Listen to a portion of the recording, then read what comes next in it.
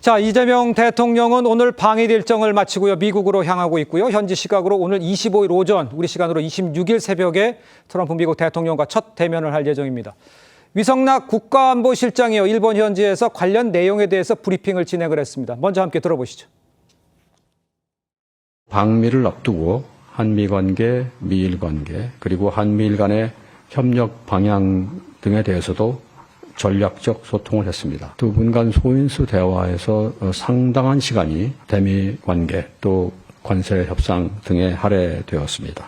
구체적으로 어떤 얘기가 좀 오갔고 한미 정상회담에 어떻게 적용될지 그게 한 가지 좀 궁금하고요. 미국과 관련된 또 관세와 관련된 얘기들은 많이 있었는데 주로 일본 측에서 일본의 경험이랄까 일본이 그동안에 느꼈던 점들을 우리에게 도움말 형태로 얘기하는 방식이었습니다. 우리에게 많이 도움이 되었고요. 우리 대통령께서도 또 추가 질문도 하시고 그런 토론들이 있었습니다. 강훈식 비서실장께서 이렇게 미국으로 갈 만큼 한미 정상회담 의제 조율이 잘 되지 않고 있는 건지 안정화시키는 문제, 현대화시키는 문제에 대한 논의들이 진행됩니다. 의제 조율이 안 된다, 그래서 우리가 지금 어떻게 한다, 그런 차원은 아닙니다. 진행되고 있고요. 저희가 이제 정상회담을 할 타이밍쯤 되면은 조율이 될 걸로 기대합니다. 자, 안보실장의 이야기를 직접 들어보셨습니다만 지금요, 외교부 장관에 이어서 대통령실 3실장까지 모두 지금 미국으로 총 출동한 이 상황에 위성락 실장 아직 의제가 조율 중이다, 이런 이야기입니다. 정상회담을 할 타이밍엔 조율이 될 것이다, 이렇게 이야기를 한 거잖아요. 그런데 조금 전에 의제 조율이 쉽지 않다, 이런 이야기도 좀 들리고 있는 상황입니다. 미국의 요구 조건이 조금 벅찬 것이 많다, 이런 소식도 좀 전해지고 있는데 우리 정호기 의원께서 보시기에는 지금 정황들이 쭉 나와 있는 거 보면 어떤 상태라고 예상을 할 수가 있는 건가요? 진단할 수가 있어요? 아니, 지금 정상회담 하려고 비행기 타고 갔는데 예. 지금 실무에서 아직 의제 조율이 안 됐으면 그러니까요. 만나갖고 무슨 얘기를 하겠다라는 것인지. 근데다 제가 제일 궁금한 거는요. 안보실장이나 정책실장은 갈 수 있습니다. 네. 비서실장이 왜 갔을까? 그러니까 사실은요. 정상회담에서는 의제만큼 중요한 게 의전입니다. 그렇죠. 그런데 과연 지금 5차는 분명히 하는 건지 그리고 지금 블레어 하우스도 그동안에 한국 대통령이 미국을 방문하면 공식 또는 실무 회담을 할 때 블레어 하우스는 미국에서 그 소위 내어드리는 게 예의였거든요. 네, 네. 근데 그런 얘기도 없고 그래서 과연 지금 이 민주당 정부가 어느 정도로 준비를 해가지고 사실 의제라는 게 우리가 이미 우려하는 게 다 의제로 올라갈 수 있는 것 아니겠습니까? 예. 그래서 준비도 안 돼 있고 거기다가 지금 그 트럼프의 즉흥적인 행태에 대해서 불안해하는 상태가 아닌가 그렇게 봅니다. 알겠습니다. 최 교수님께서도 같은 생각이지, 최 교수님께는 지금 돌아가는 요 상황들은 어떤 식으로 진단을 하고 계세요? 오늘 강훈식 비서실장이 날라갔잖아요. 그렇습니다. 네. 근데 그건 참 이해가기 어려워요. 왜냐면 비서실장은 대체로 남아 있었죠. 남아있죠. 예, 예. 게다가 지금 이 안보실장, 정책실장이 다 같이 이제 수행하고 있는 상황인데 예. 왜 비서실장이 갔을까? 그러니까 그쪽에 이제 대통령 비서실장을, 트럼프 대통령 비서실장을 만나서 할 얘기가 있으니까 갔겠죠. 네네. 회담에 같이 참여할 것 같은데 당장 지금 오늘 날아가는 게 뭔가 좀 국민들이 볼 때는 네. 알 길이 없습니다만 지금 우리 정 의원님 말씀처럼 이게 의제도 아직 조율이 안 됐다고 얘기하고 있고 국가안보실장 입에서 말이죠. 예. 그래서 뭔가 불안한 거 있어요. 그거 다 아는 거 아니겠어요? 트럼프 대통령의 뭐 스타일이 그런 거 다 이제 알려져 있는 이 노릇인데 네. 동맹의 현대화라는 것도 그렇고 근데 지금 제일 우려스러운 게 농축산물 개방 문제인 것 같아요. 네. 그게 좀 포함이 안 된 것 같다고 김정관 산업통상부장은 얘기를 하던데 그건 본인의 이제 소관 업무는 아니긴 합니다만 예. 근데 그런 부분이 아직 이제 확정이 안 돼 있는 것처럼 보여요. 네. 우려선 농축산물 개방은 대단히 어려운 문제거든요. 그러니까요. 미국은 그거 당연히 요구할 것 같고 또 3,500억을 투자한다고 돼 있는데 그게 지금 이 큰 그림이 안 나와 있는 것 같아요. 그리고 게다가 지금 관세 협상이 되게 그건 우리나라만 그런 건 아니죠. 미국과 다른 나라도 마찬가지인데 이게 무슨 조약이나 협약이 아니라고요. 국회 비준을 받는 것도 아니기 때문에 얼마든지 바뀔 수 있는 거란 말이죠. 예. 이런 상황이기 때문에 지금 대단히 뭔가 큰 틀에서 합의된 것 같은데 군사적인 문제도 그렇고 안보 패키지라는 문제도 그렇고 말이죠. 예. 국방비부 이제 증액 문제도 그렇죠. 뭐 여러 가지가 지금 뭔가가 지금 이게 대단히 불안하다. 그래서 지금 그래서 비서실장이 이제 급히 출국을 한 것 같고 예, 아직도 의제가 조율이 안 되는 거 대단히 우려스러운 사실입니다. 알겠습니다.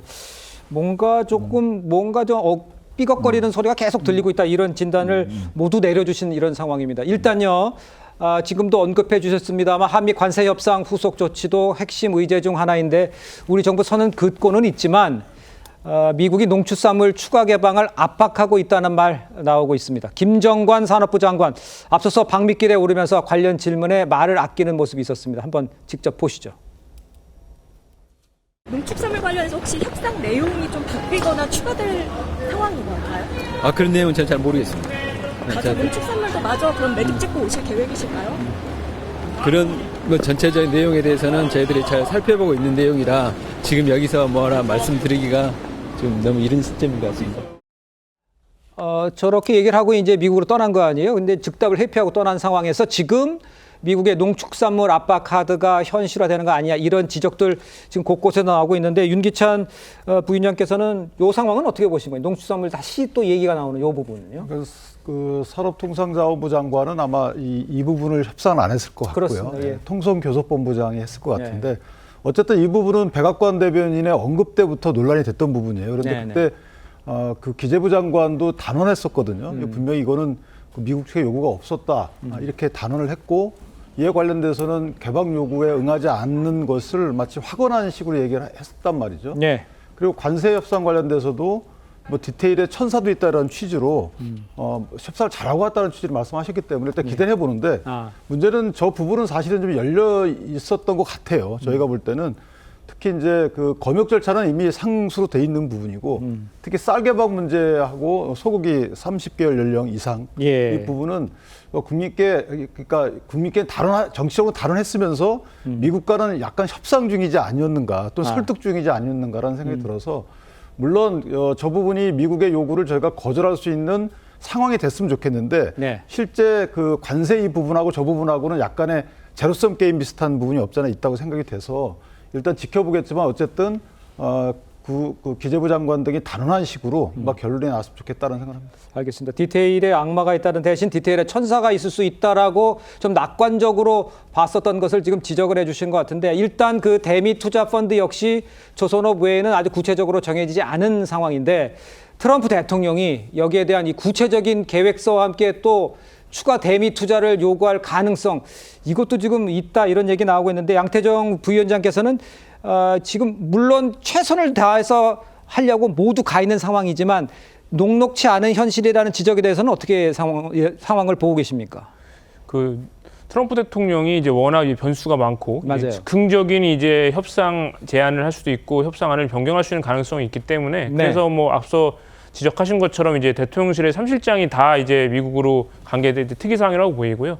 특히 이제 강훈식 비서실장이 왜 미국을 갔을까에 대해서는 많은 추측이 있는데, 아마 이제 그 지금 가서 수지 와이스, 그러니까 미국 트럼프 행정부의 이제 그 대통령 비서실장을 직접 만나서 면담이 예정되어 있다고 합니다. 이 수지 와이스, 그러니까 일종의 뭐 어느 공주라고 불리는 이분이 어쨌든 트럼프 대통령의 정책이라든가 협상에 굉장히 많은 영향을 미치는 사람으로 알려져 있기 때문에 비서실장 대 비서실장 간의 협상과 조율을 통해서 그러니까 충분히 대화가 될 수 있는 사람이라고 생각을 해서 그래서 이제 강훈식 비서실장까지도 직접 투입을 해서 만에 하나 생길 수 있는 변수를 최대한 낮추는 방향으로 그런 식으로 이제 다각적인 방향으로 이제 대통령실에서 접근을 하고 있는 것으로 생각합니다. 알겠습니다. 트럼프가 또 안보 청구서도 내밀 수 있는 이런 상황에서 오늘은 북한이요 어제 성능 개량 작업을 거친 이 두 종류의 신형 지대공 미사일 시험 사격을 실시를 했습니다. 저 화면을 보시면 지금 조선중앙통신이 공개한 관련 사진들인데 직접 북한 김정은이 참관하는 모습이 그대로입니다. 한미 정상회담과 현재 진행 중인 한미 연합 을지 자유방패 연습에 대한 이 맞대응 성격으로 볼 수는 있는 건지 뭔가 좀 우리도 뭐 좀 봐달라 이런 얘기를 하는 겁니까? 어떻게 봐야 됩니까? 아마 한미연합훈련이 좋은 구실이겠죠. 그래서 지금 지대공 미사일 발사를 해서 뭐 성공했다고 얘기를 하는데요.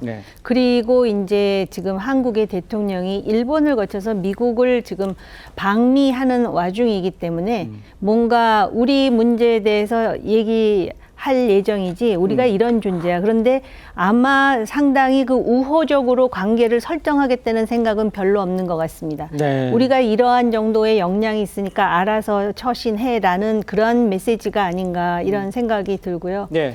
조금 전에 그 축산물에 대해서 제가 한 말씀만 드리자면 네네. 애초에 관세 협상할 때요. 지금 민주당의 그 관료들이 너무나 우리의 패를 그대로 드러낸 게 아닌가라는 생각이 듭니다.